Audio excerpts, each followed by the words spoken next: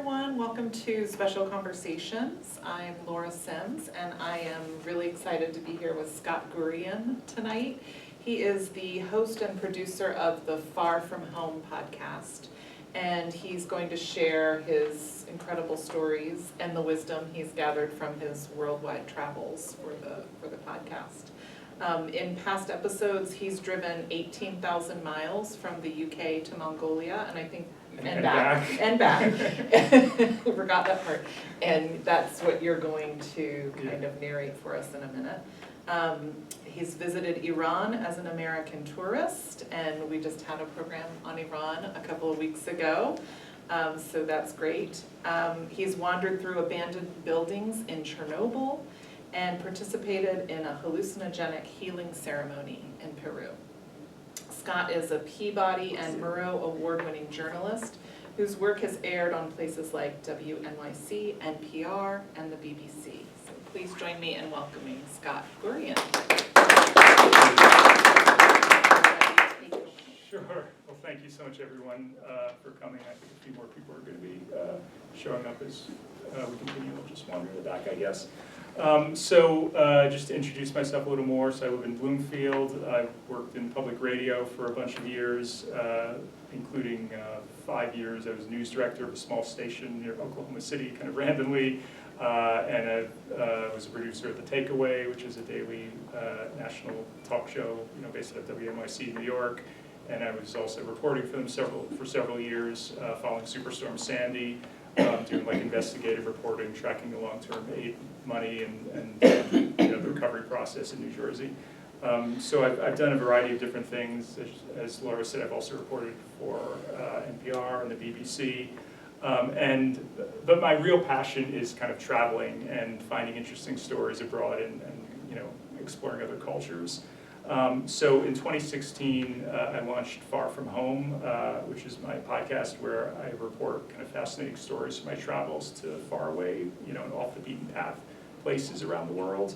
And that's what I'm going to focus on today, some of my international reporting, which, as I said, is kind of my real passion. So over the next hour, Laura and I are going to chat about some of the stories I've covered and the places I've traveled to. And of course, we'll leave some time for Q&A at the end. But first, I thought I'd spend about 15 or 20 minutes here telling you the story of the big kind of journey that kickstarted everything, which is when I documented this big road trip that my brother and I took on the first season of my podcast. So I guess we'll get started here with a few slides and videos to show you. So this is my brother and myself. It was actually when we were in Cuba a few years ago. We made the decision at some point to start, traveling every year over Christmas and New Year's. We didn't have a lot of close family in the area, and so we figured we would just go somewhere instead of just, sitting home and cooking Christmas dinner for ourselves. So we went to Thailand and Cambodia one year. We went to Ecuador on the Galapagos Islands another year. We went dog sledding in Alaska, and then one year we went to Cuba, which, as I said, is where we are here in this photo. And we were in a tour group there in Cuba. We don't usually do tour groups. We figured Cuba, just the logistics of getting around, it would be a little bit easier. We met this woman in our tour group named Rosie, who is British, but she's now living in Australia. And she was there with her husband, Alan. And all of us in our tour group kind of bonded because we had some issues, and our guide kind of got drunk and abandoned our group one evening. And so we all, kind of became good friends in the absence of a tour guide. And so we all, stayed in touch. We returned home. We set up like a Facebook group and kept in touch with each other. And several months later, Rosie dropped my brother and myself a line. And now I should say Rosie's several decades older than either of us, but she's very adventurous, and now she was kind of planning the biggest adventure of them all. She said that she and her best friend Jane were planning to go on this 11,000-mile, 18-country road trip from the UK to Mongolia, which is basically like a quarter of the way around the Earth, as part of a charity event called the Mongol Rally, and she wanted to know if we wanted to join them. So it didn't take very long to say yes. It sounded like an amazing adventure, and also since I worked in radio for many years before that, I figured this would be a great thing to document as a podcast. A bit of background on the Mongol Rally, this event. It's an annual event. There's like a few hundred teams every year that participate. It's not a race. There's no winners or losers. The goal is just kind of to make it all the way to the finish line. Everyone starts and ends at the same place, but you choose your own route in between. So in past years, some teams, just for the heck of it, have taken crazy detours up through Scandinavia, north of the Arctic Circle, just to have bragging rights. We decided on a more standard path, driving southeast across Europe and then across Turkey, and following the ancient Silk Road through Central Asia, and then up around China through a small section of Russia, and then across Mongolia to the finish line in Ulan-Ude, Siberia. You have to raise 1,000 British pounds for charity, the official charity was a group called Cool Earth, which is like an environmental group helping protect the rainforest. And then we also chose a second group called Soil, which is in Haiti, and they help build like compostable toilets to like solve the sanitation crisis, but also it creates nutrient-rich fertilizer, which is, they have very poor soil in Haiti for growing things. So we raised money for those groups to make things more interesting. The organizers of this event, the Mongol Rally, also require you to take kind of a small and kind of, ridiculously small and ill-equipped vehicle on this journey. They actually have requirements. I think they say it has to be an engine of 1.2 liters or less, which I didn't know a lot about cars, and I still don't. But just by comparison, my Toyota Prius is 1.8 liters, so basically like a little tiny hatchback. The thinking is that if you break down along the way, which you inevitably will, that you'll be forced to interact with the locals instead of just zooming through, which makes sense in a certain way. But if you break down once or twice, did you answer it or one by itself? I did. Oh, you did. Okay, Yeah. cool. I just want to make sure it's not. Okay, cool. If you break down once or twice, it's all well and good, but after the 5th, 6th, 7th time, as happened with us, it gets to be old real fast. So so this is the car that we ended up driving. It was a Nissan Micra that we bought used from a Pakistani guy in London. It had a manual transmission, which was a little tiny problem because neither of us knew how to drive it. Is it still going? It's turning. Oh, shoot. I'll correct it. Okay, sorry. It had a manual transmission, which was a small problem since neither of us knew how to drive stick, so we had to take like a crash course in that. Of course, we got it in the UK, so the steering wheel's on the right, which is interesting because once we leave the UK, of course, all the other countries were driving on the right also, so if I was driving and I had to pass a big truck, I'd have to have my brother look around and see is it safe to go or not. So after 6 months of planning, we had to finalize our route and get our visas and vaccinations. We launched an online crowdfunding campaign and a myriad of other things that you have to do to embark on a trip like this. We finally flew to the UK to get ready to leave. You can go to the next slide, please. So this is the 4 of us on launch day. My brother, myself, Jane, and Rosie. Dressed festively for the occasion, as you can see. So that's their car and that's our car. We both had the same kind of car, but as it turned out, for whatever reason, we had way more problems than they did with their car. And so we were at the Goodwood racetrack in southern England to start our journey. Actually, if you could go to the next one, this is a video from the start line. You can see all the other teams here. That's our bubble exhaust. It's the greatest country in the world. And these are all these teams, hundreds of teams here at the start line, getting ready to take this crazy journey to Mongolia. Some of them have their cars outfitted in all kinds of crazy ways, stickers of sponsors on the vehicles and everything. I've got tons of stories from this trip, so I'm going to kind of speed through some of the highlights of the journey. And then go to the next one. This is in Transylvania, in Romania. This is the Trans-Făgărașan Highway. Western Europe was nice, but it was in Romania and Bulgaria where we felt like kind of the real adventure began. We felt like we were kind of entering the old world, and it was just way more interesting. This is supposedly one of the most scenic drives in the world through the mountains there. There's all these switchbacks on this road. It was just really incredible. A picture barely does it justice.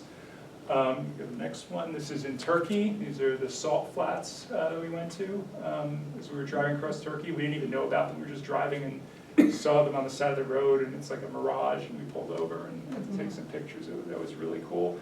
We had very bad timing, unfortunately, in Turkey. We ended up at the border to enter the country. This is in 2016, 6 days after an attempted coup. So there was some like last minute scrambling around, and thankfully, we were just saying, is there a different way we could go? What options do we have? Thankfully, it ended up being fine.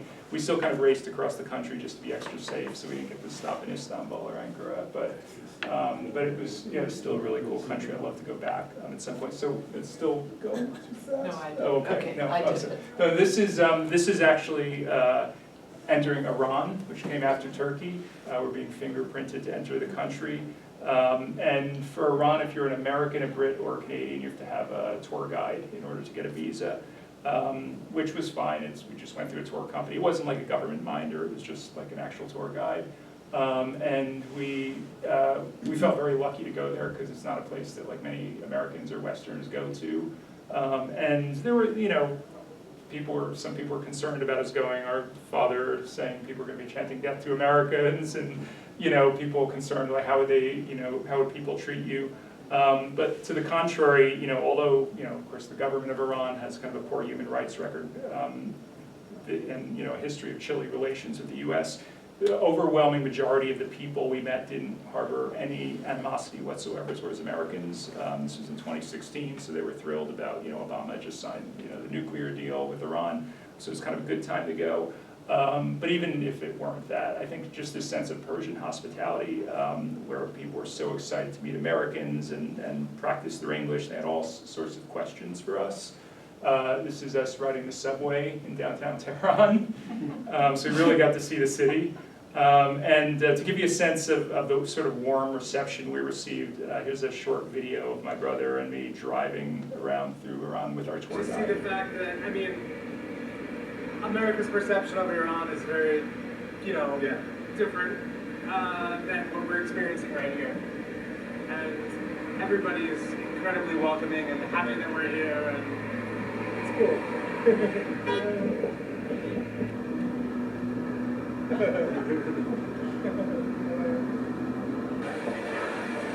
It's just on the highway, these women who were just driving next to us and they had fruit they were trying to throw us as we were on the highway. Total strangers, and they just saw us, were excited to see us. And she just keep tossing us peaches and apples. So, it's just incredible. Of all my travels, just the friendliest people I've ever met anywhere. So that was really incredible, this sense of Persian hospitality. We'd meet people like this. This is in the city of Isfahan in the central square. That's Rosie just chatting with this woman that we met there. It's just total strangers. They come up to you, they strike up a conversation because they're curious. And within 5 minutes, they're inviting you to come to their home, come for tea, come for dinner, stay with them, meet their family. It's just absolutely incredible. Totally not the perception that most Americans have of Iran. After Iran, we went to Turkmenistan. This is us changing our money there. It's often regarded as the most authoritarian country in the world, second only to North Korea. In fact, some people describe the capital city of Ashgabat as kind of a cross between Las Vegas and Pyongyang. It has all these monuments to the former president, including a 24-karat gold leaf statue of him that's on this pedestal that always rotates, so it's always facing the sun. And Turkmenistan, by far was the hardest place to get a visa. Of all the countries we went to, we could only get a 5-day transit visa. So basically, you enter, you drive in a straight line across the country, and you exit the other side. I think you could go a little longer if you hired a tour guide, which we didn't do. But we sort of felt like we were being watched at times. Like one of the other teams that was in the event with us at one point found what they thought seemed like a listening device in their hotel room chandelier or something. It was a little creepy, but a fascinating country. We drove across the Karakum Desert there, which is one of I think the hottest or driest deserts in the world, and which was interesting because our little tiny car did not have AC. As I guess apparently a lot of these little cars in the UK don't, because it just doesn't get that hot in the UK generally. But we just had these like cooling towels around our necks, and we're just the windows wide open and doing our best to stay cool. We went to this place called the Gates of Hell, which is this giant fire pit in the middle of the desert. It's like the big thing that if you know anything at all about Turkmenistan, people heard about this. And I've got a video from there, and excuse the foul language in advance. So there were some Soviet explorers. This is even better than I expected. Oh my God! There were some Soviet explorers who were drilling for natural gas like 40 or 50 years ago, and their rig collapsed into this underground cavern. Someone got the bright idea, let's light it on fire, it'll burn out in a week or so. It's been burning for decades now, ever since, just the natural gas escaping from the ground. And this, my friends, is what the hell looks like. Make sure that if you're like you're a good person. It's like as big as a football field Oh, across. shit. Oh my God. Yeah. The heat is amazing. Yeah, these gusts of hot air would occasionally come and like force you to step a little bit back. And scientists have actually studied it, and they've, like a few years ago, someone had this like heat protective suit, and he actually descended down into it, and they found some like microorganisms that somehow live in this heat. It's like they don't live anywhere else on Earth, which is really interesting. Anyway, it was around this point in our journey when we started having serious radiator problems, or some locals trying to diagnose our car issues. We went to a mechanic there. They found out we had a hole in our radiator. They patched it, but then even after they did that, there were still some further issues. And they found out we actually had blown our head gasket, which is like one of the worst things that could go wrong with a car. So we tried to extend our visa to get it fixed. Of course, Turkmenistan being Turkmenistan, they wouldn't extend it, so we had to put the car in a flatbed tow truck and tow it 6 hours to the border with Uzbekistan, where we took it to a garage. They had to take our whole engine apart, and we had to wait there about a week while they ordered a new head gasket from Dubai and shipped it to us, and rebuilt the whole engine, and finally we were back on our way. So this is the Pamir Highway now in Tajikistan.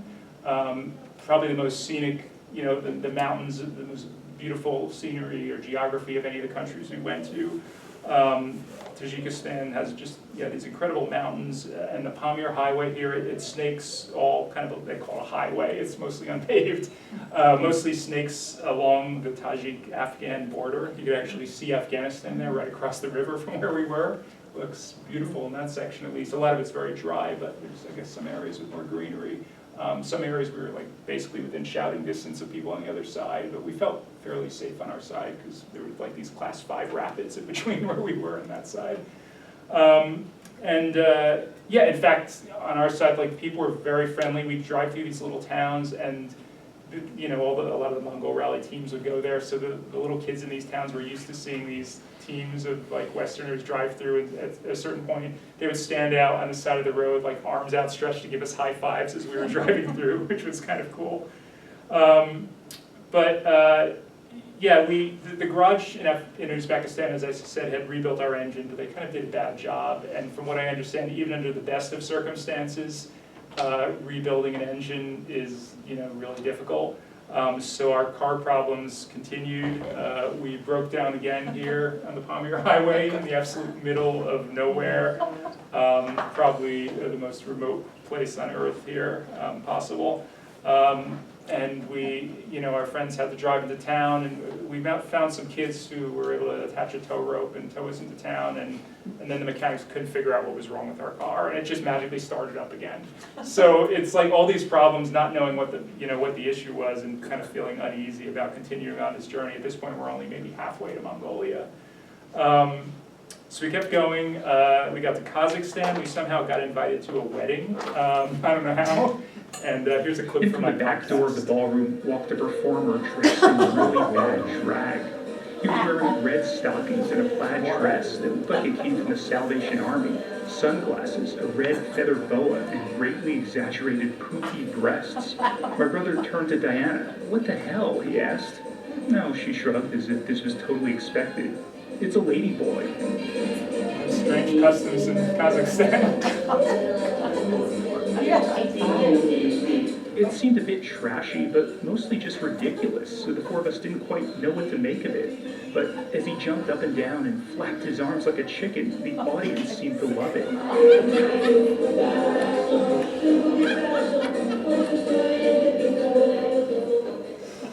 So that was an experience in Kazakhstan.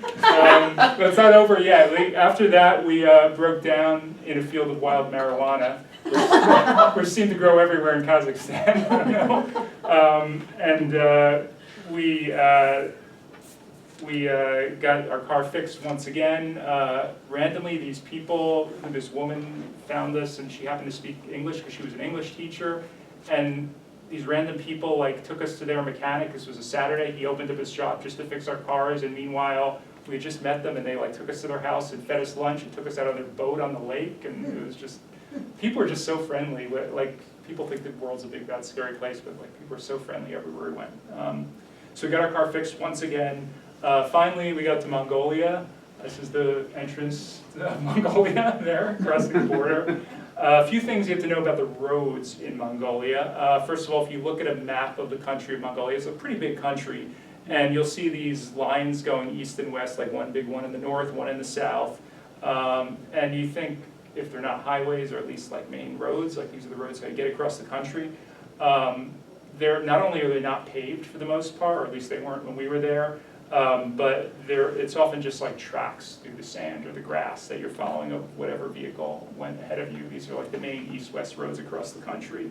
Also, I don't think we saw a single road sign in the entire country until we got to the outskirts of the capital, Ulaanbaatar. Not even signs in Russian or Mongolian, or just no signs, period.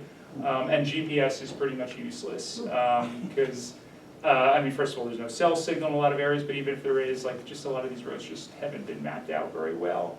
So a lot of times you'll see a line on the map, but then in reality it splits 3 or 4 different ways, and you have to basically flip a coin and figure out, okay, what's the best way. A lot of these dirt roads, and then there were river crossings, where our little car can't really go in very deep water, so you just they're not too deep, but still for a little car like this it's a lot, and you just got to kind of go. You've got to keep going because you don't want to. If you stop or back up, then water will get in your exhaust, which you don't want to have happen. It was just definitely a challenge. So one day we were going along, and there's this one river crossing where we kind of got stuck on coming out, and we had to wait for a truck to come along to pull us out. And then we saw another river crossing coming up, further down, on the map. And we were hoping to avoid it. We didn't want to get stuck again. So we looked at the map and we saw there's this other little path to the right. Let's go that way. And it looks like maybe we could avoid the river crossing, and then it goes parallel to the main road, and we could rejoin the main road later on. Which is all well and good if you're on flat terrain, but this, you see there's mountains there, and these little cars don't have a lot of horsepower. So yeah, you could go to the next one, it's fine. We ended up in the middle of nowhere. There's no one around for miles. I should mention that Mongolia has the lowest population density of any country in the world. So if you get stranded, you can't call AAA. There's no one to shout to or anything. And we got stuck in the middle of nowhere. We got stranded in this canyon. Set up the tent when Drew received a text from someone at the American Embassy.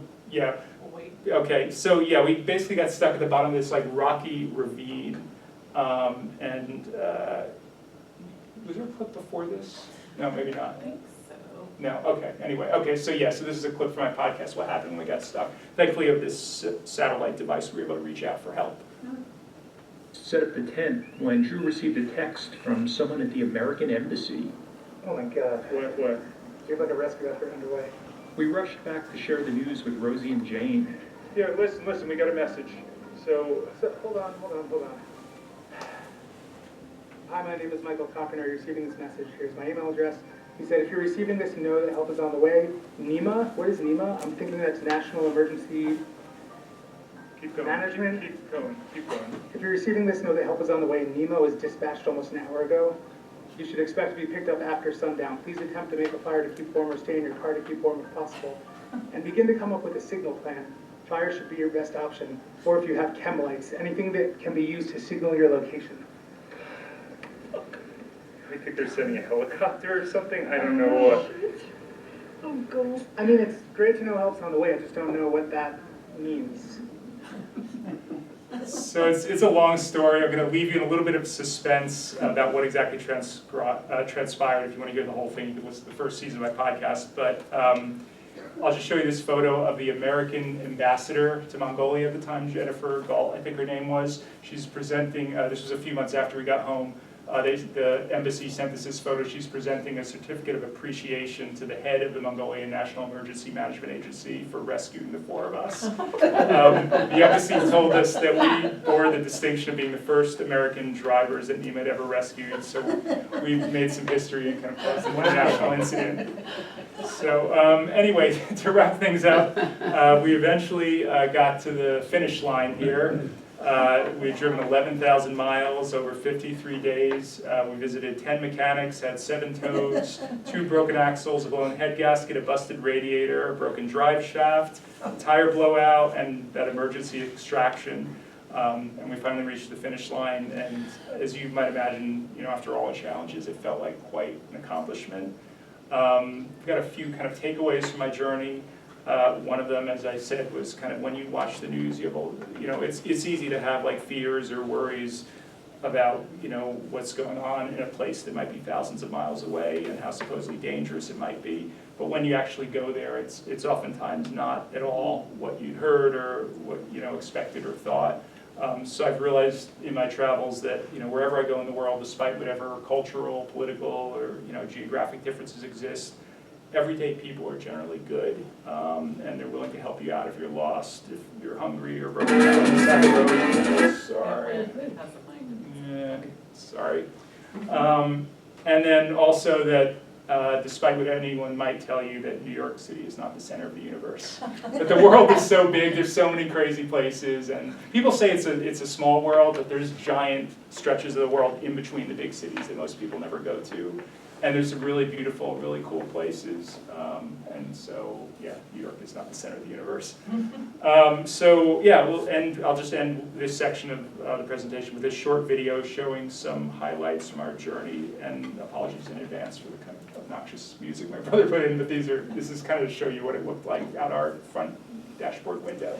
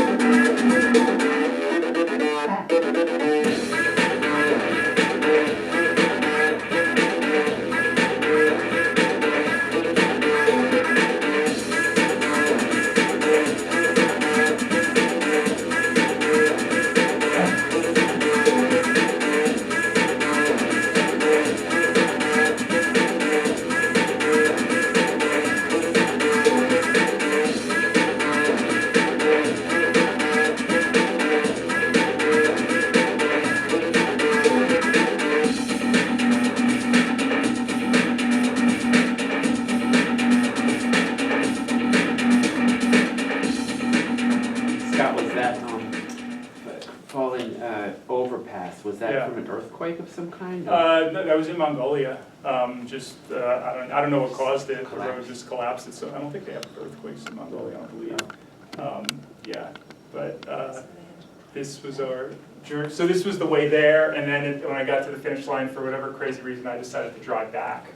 So it was another 7,000 miles. So it was 11,000 miles going there and about 7,000 miles going back. In the car? The same car? No, our car was just shot. Yeah. So I drove back our friend's car. She wanted to keep it, so she wanted me to drive it back to the UK for some reason. And she flew back? They flew back home, and then I smart. had a friend who actually was house sitting in Copenhagen. She flew out to meet me, and then together the two of us drove back across Siberia and Ukraine and Kazakhstan. Yeah.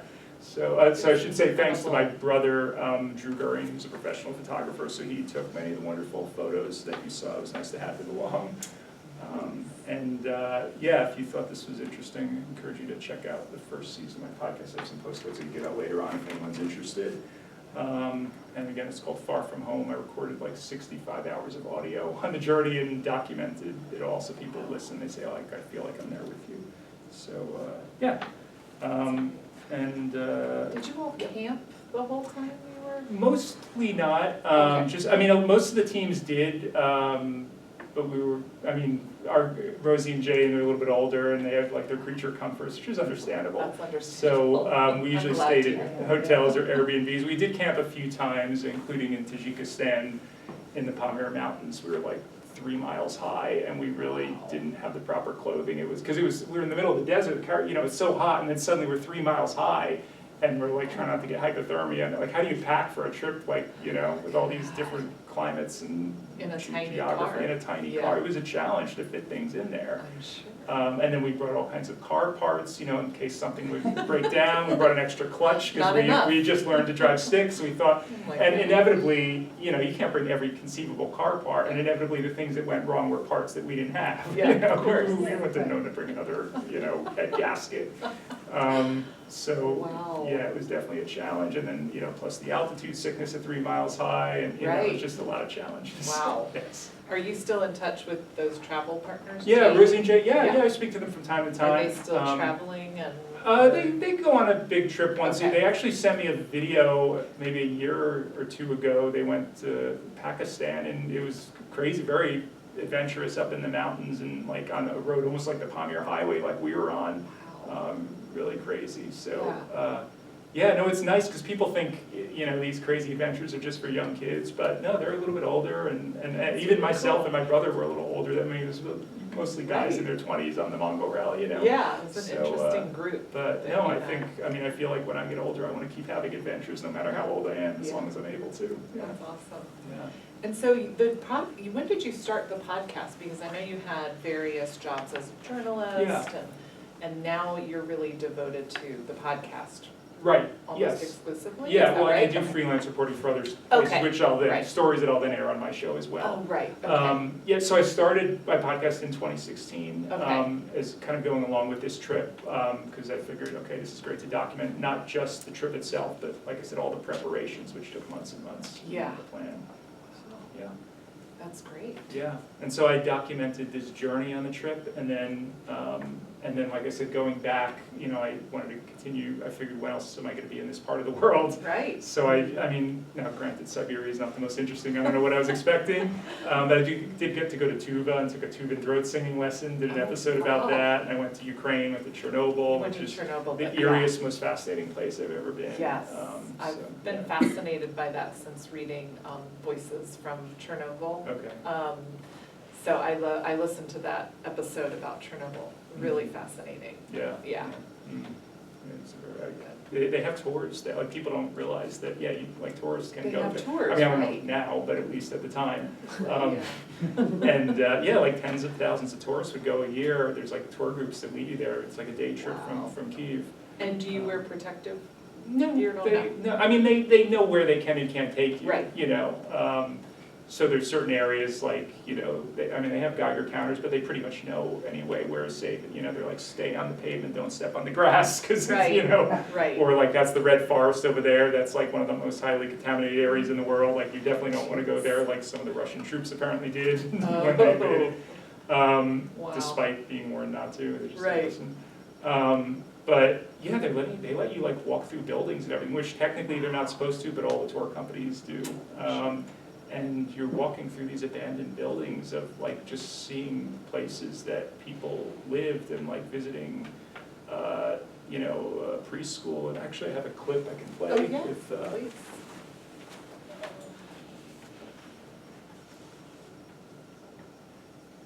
This is about 2 minutes. Our next stop was a former kindergarten in the abandoned village of Kopachi. As we approached the front entrance, I saw a mangled doll half buried among the leaves and what looked like part of a children's plastic toy stove. In retrospect, I think it was when I stepped inside and looked around that the gravity of this disaster really hit me for the first time. Oh my gosh, this was a school, this was an old kindergarten in here. Wow. There's wreckage of what were kids' lockers here. Just crumbled all over the ground. This is really sad. The linoleum floor was buckled, and there were giant holes in the ceiling. On one wall, there was a cork bulletin board featuring cutouts of Russian nesting dolls the kids had colored. The floors were littered with pages from workbooks and pieces of games. I wandered into one of the back rooms. The whole nursery here, a whole row of little beds with springs for all the kids. This was the clearest sense I'd gotten so far about how people's lives had suddenly and permanently been upended. But in this place, time seemed to stand still, and things were just as they'd been left on the 26th of April, 1986. I was only in there a few minutes, but I couldn't help but be constantly amazed by what I saw. Oh my gosh. Wow. Wow. Wow. Wow. It's crazy. I think I was at a loss for what else to say. Listening back to this audio now, I realized that since I was born in 1979, I would have been only a year or two older than the kids here were when all this happened. So had my circumstances been just a bit different, I easily could have been one of them.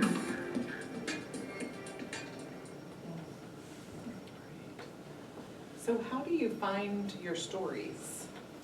Yeah, it's always a challenge. I keep hoping I'll come up with like the magic recipe for how to find the kind of story I'm looking for, and it's always difficult. Some of it is just spending a lot of time in a place, like, because I'm looking for things that are kind of below the surface, stories that maybe they're things that local people are talking about, but that outsiders like me, you know, they don't make the news back here, this side of the ocean, or, you know, it's because it's kind of like I describe it as like a travel culture show, but I'm not looking for traditional like travel stories or stories about tourist attractions, or, you know, I like, if anything, I like to go places that most tourists wouldn't go. And so it's just a matter of like getting somewhere and like, I mean, I try to do some research before I arrive, but then just like talking to as many people as possible and having conversations, and getting to know a place really well. Like actually a good example is when I went to Peru a number of years ago, and I went to, I was on like an audio residency for a few weeks, and then I extended it for a few weeks more.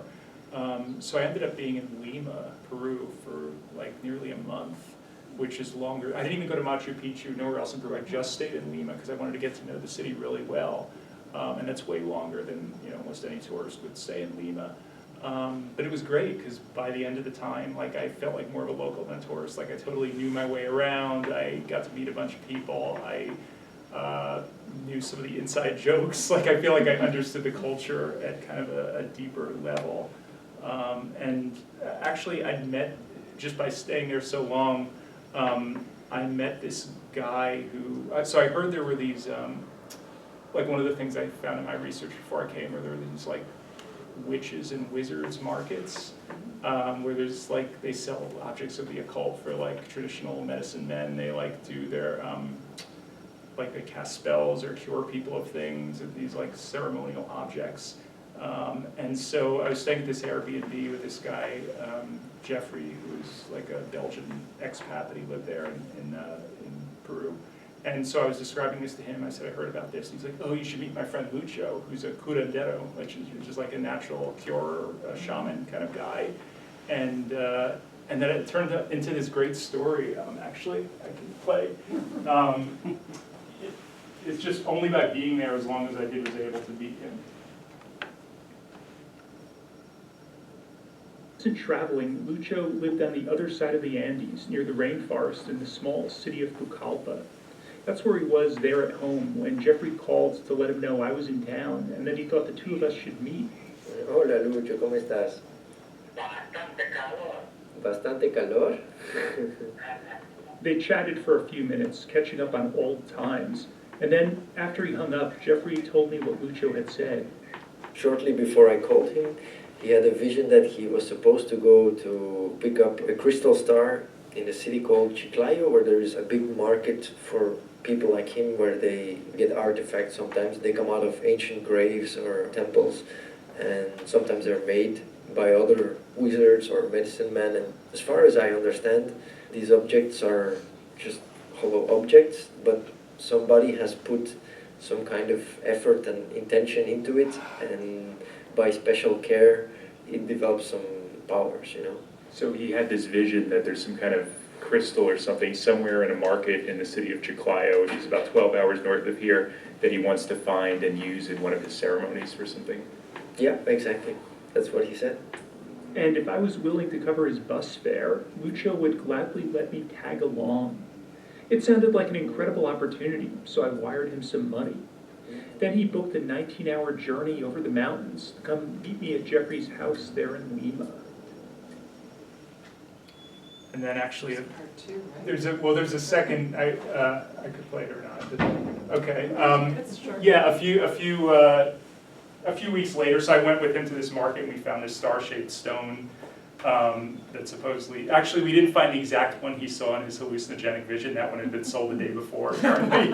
But he found another one that was similar, that also apparently had magical powers, but he didn't have the money to buy it. And he wanted me to give him the money, but as a journalist I kind of couldn't, and it was a complicated thing. But he said even just by seeing it, somehow the power was imbued in him and he could use it in his ceremonies. I don't know. But then actually, so I was in touch, again, by staying there for a few weeks, we kept in touch, and then a few weeks later, he contacted me again and invited me to come along when he was leading this hallucinogenic healing ceremony in this little shanty town. So he lives in the jungle in Pucallpa, and he brews these potions out of plants. He forages in the jungle, and there's one that people may have heard of called ayahuasca, which is, it's kind of this hallucinogenic kind of a thing, and it's supposed to have, it's not really a drug, I mean, people would call it a drug, but it's really, it's not something you take to get high, it's like to cure you supposedly, and you have these hallucinations, and usually involves people vomiting in buckets, and it's like this crazy thing. So he invited me to come along and kind of witness this ceremony he was leading for these local people in this like shack. And he asked if I wanted to take some, and at first I was like, nah, I don't know, I don't do any drugs, I don't know how I feel about that. But then I thought about it, I said, okay, just give me a little bit, just so, because I'm doing this story, kind of the interest of journalism. And so this is, yeah, captured everything on tape. Did you edit it later too? Or were Well, were you too high? Well, I'll tell you afterwards.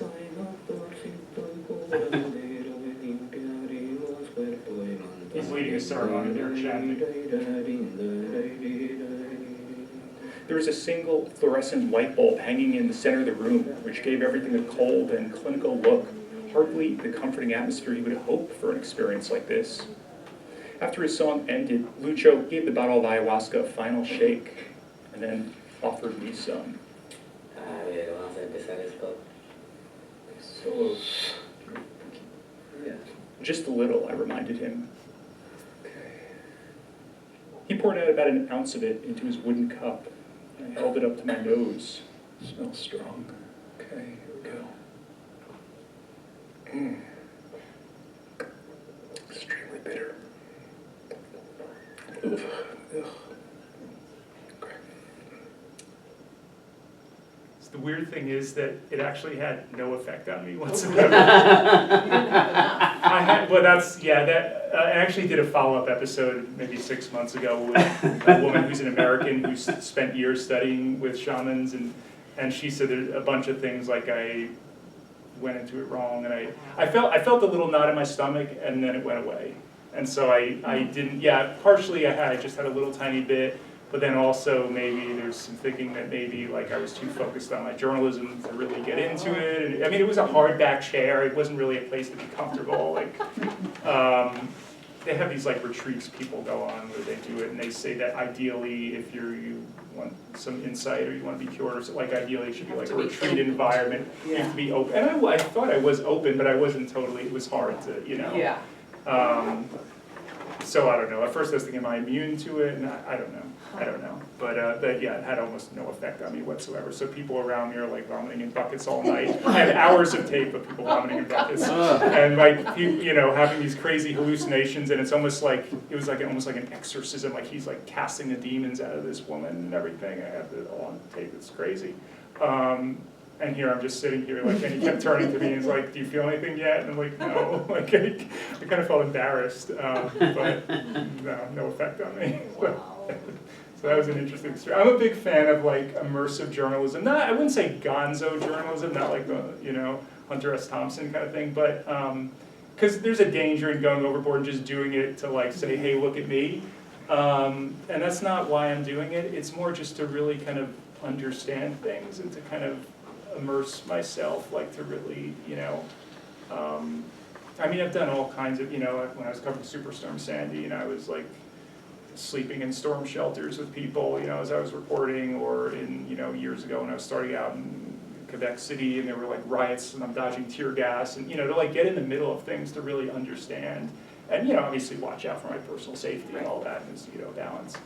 But, no, I'm a really big fan of like immersing myself in the story. Yeah. Are there places that you haven't been yet that you really want to go?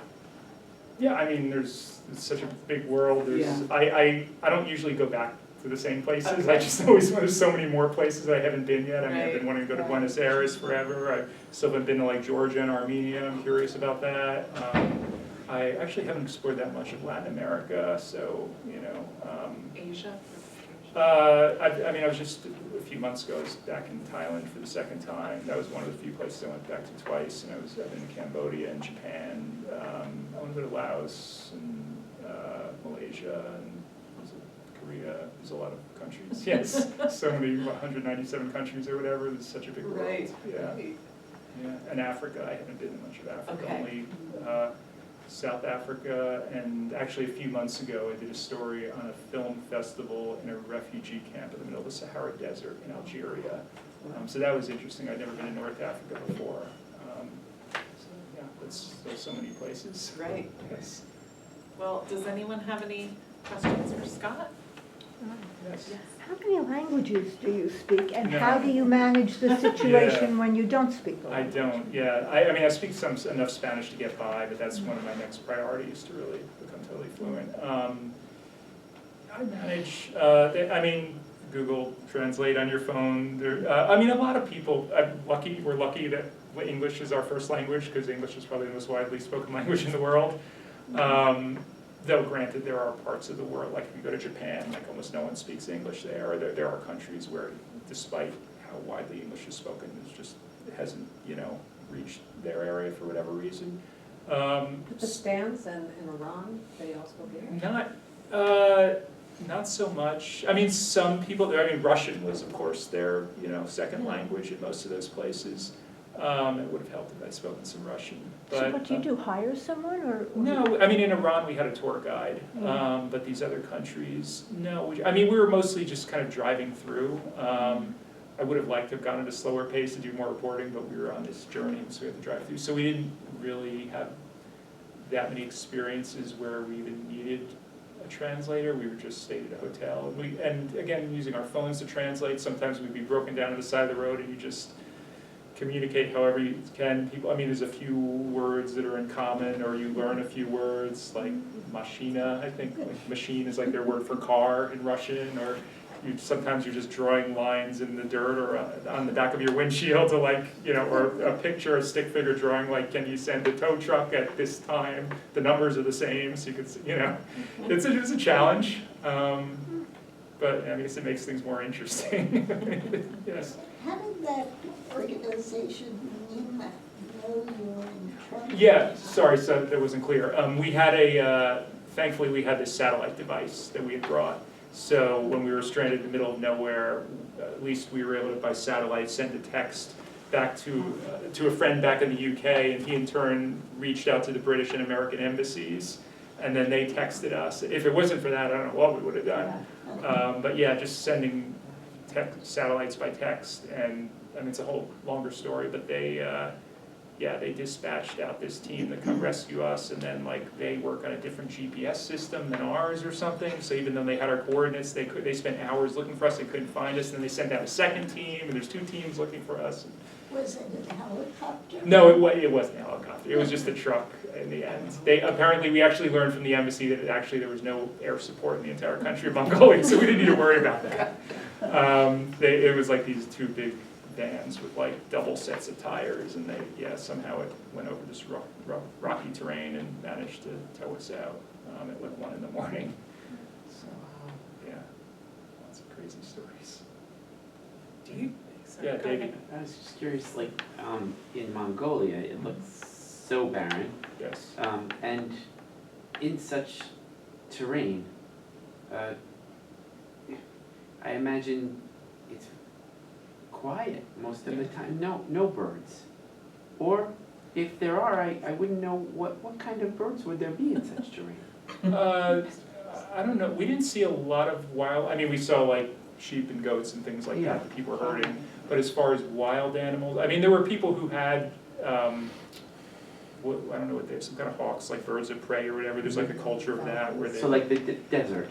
It's a desert. Kind of. Yeah. Snakes, insects. Probably. We didn't, I don't recall seeing very much wildlife.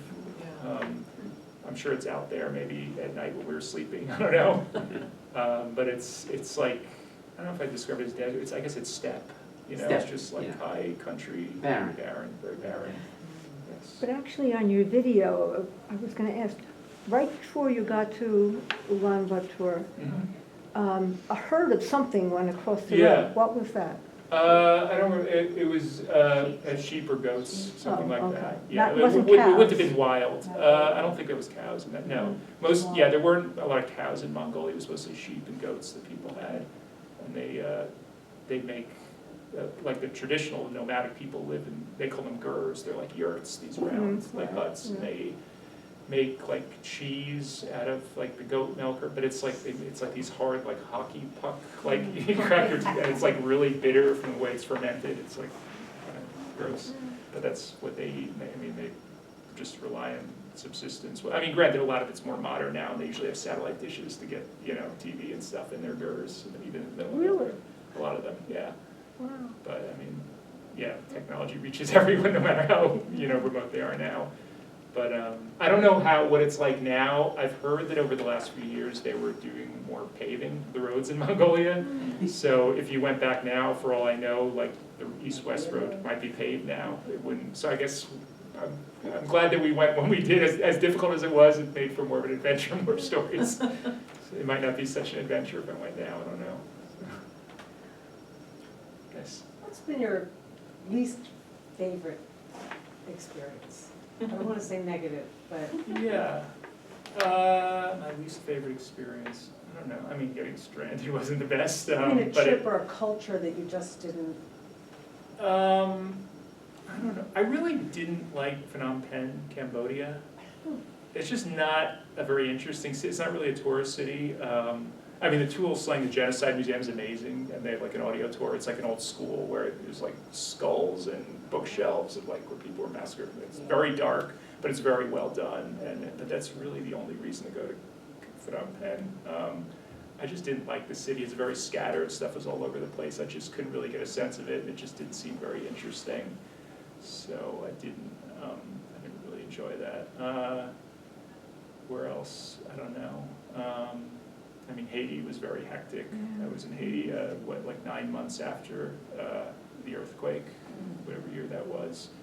Probably 2009, I want to say, something like that. And so it's, like a lot of, poor, developing countries, it takes forever. I mean, traffic is hard. There's no highways that you're just driving on local streets everywhere, and it takes like all day to go just a few miles, and it's just very discombobulated, But it is an interesting, I mean, the culture is very interesting. I'd be curious to go, obviously not right now, but, when it's safer, I'd be curious to go back perhaps someday. But I think those are the places that come to mind. I usually try to see the best in play, like, I really try to stay somewhere long enough and dive deep enough to kind of understand and have some kind of appreciation for the place and the people and the culture. There's like a lot of people there's like travel bloggers and people who are like in this whole world of like trying to visit every country in the world. And there was like a conference that some guy I met had a conference in Yerevan, Armenia a number of months ago where they had like a crowd of the conference room, and like they had people like who's visited, 50 countries, who's visited 100 countries, and people would keep sitting once they passed the threshold, and then in the end there were a handful of people who had visited all, I think it's 197 countries in the world, and 2 people had actually visited every country twice. And so there's people who strive to do this, And I would love to visit every country in the world, but I don't want to just check countries off a list. Like, I figure, what's the point? Like, I want to spend time, like, I want to do a story in every country in the world. Like, I want to really understand it and have an appreciation for the place. Because I think there's something, it's kind of, could be like a little bit of a colonial mindset, just like step collecting, you know, you're just stepping foot in the country. Okay, I've been there now, but have you really seen it? Do you really understand the culture, you know? So I really tried, I'm a big fan of really trying to understand and appreciate the place and the culture. And, you know, that doesn't mean I'm gonna like every place, but at least to give it a fair What you have to chance. say, which is like if you stay long enough, like so Yeah. many of us just sail into a place. Right, But if you stay long enough, you're gonna see something, like if yeah, you just haven't stayed long enough. right, yeah. I mean, yeah, and it's possible, maybe I could go back to Phnom Penh someday and I'll find, if I'm there longer, maybe I'll find something that I like more. You know, it's probably not fair to say there's no, don't go there, but that was just my experience. But again, it was only for a few days. So, yeah, I mean, ideally, like I said, I'm a big fan of slow travel, and I like like a week or two. I mean, if you, not everyone could do this, but if you have the luxury, like if you could stay a few weeks in a place, I think that's ideal. You're familiar with the Travelers Century Club? Travelers Century Club, no, tell me about it. If you've been to 100 countries, you can become a member. Okay, I haven't reached, I'm only at about 40 or so far. I'm a But- member of it. Okay. Yeah, they have a chapter in New York. Okay, so you've been to over 100 countries? That's great, very cool. One more question? When you're accepting these different invitations to people's homes,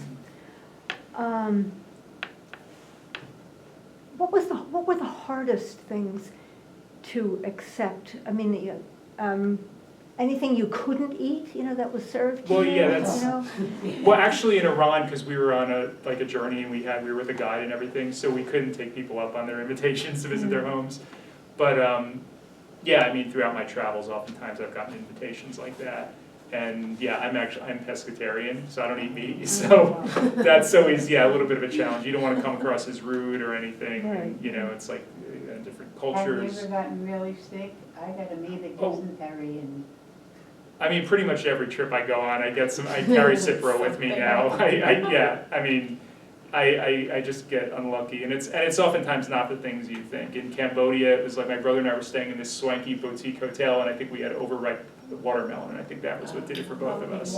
In Uzbekistan, we went to some restaurant which looked clean and sanitary, but I think they gave us some wine, and it was like room temperature, so we made the stupid mistake of asking if they could put ice cubes in the wine, and we think it was the contaminated water. So it's often not the things you think it is, and it's places that seem like they're safe, and you never know. So it doesn't matter how careful you are, I feel like it's inevitable. So, but that's why I've tried to go to the local pharmacies and take whatever and usually there's no prescriptions in these countries, just they'll give you whatever. But I finally just realized, I talked to my doctor and she just gives me Cipro, and I just keep, you know, antibiotics with me when I travel, and that usually knocks it right out after a few days.